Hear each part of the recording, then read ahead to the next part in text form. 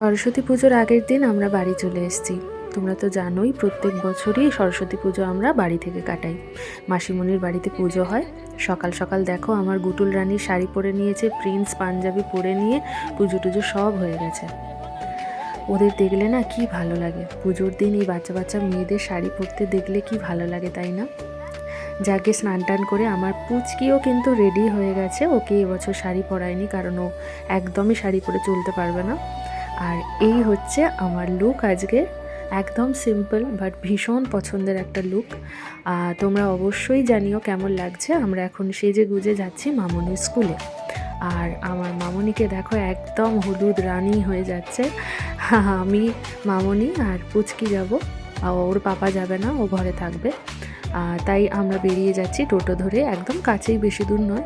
একটু ওখানে যাব, ওখানেই আজকে আমাদের খাওয়া দাওয়া হবে। একটু পুজো পুজো ফিলিংসটা নেব, প্লাস অনেক স্টুডেন্ট দেখলে আমারও ভালো লাগবে। আমি প্রত্যেক বছরই মেদিনীপুরটাকে ভীষণ মিস করি, কিন্তু কিচ্ছু করার নেই। যেহেতু ওখানে আমাদের সেরকম কেউ নেই, তাই পুজোর দিনগুলো একা লাগবে বলেই মহিষাদলে আসা। মহিষাদলে যারা থাকো তারা তো চেনোই এই অ্যাপেক্স একাডেমিকে।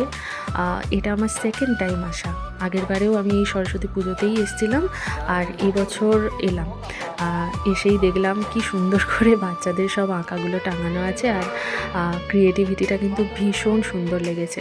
আর মাকে দেখে তো চোখ জুড়িয়েই গেল। সত্যি যত এই পুজোর দিনগুলো দেখি না, সেই কলেজ লাইফের কথা মনে পড়ে। তখন একটা আলাদাই উত্তেজনা ছিল। যাই বলো আর তাই বলো, বড় হওয়ার সাথে সাথে কিন্তু একদমই আমার সেই উত্তেজনাটা কমে গেছে। এখন আমার ছোটদেরকে দেখলে বেশি ভালো লাগে। এই আমার পুচকি যখন একটু বড় হবে, ও এবার আড়ি করবে মা কোন শাড়িটা পরবো এই নিয়ে। আমার চেনি একসাথে এত মানুষ দেখে একটু ঘাবড়ে গেছিলো, তারপরে একটু ঠিকঠাক হয়েছে। আমরা চট করে একটু খাওয়া দাওয়া করেই বেরিয়ে পড়ছি, কারণ অনেকটা বেলা হয়ে গেছে। আর না, বাড়ি যাওয়ার পথে দুধারে টোটোতে বসে এই রাস্তা দেখতে আমার ভীষণ ভালো লাগে। তোমাদের পুজো কেমন কাটলো জানি।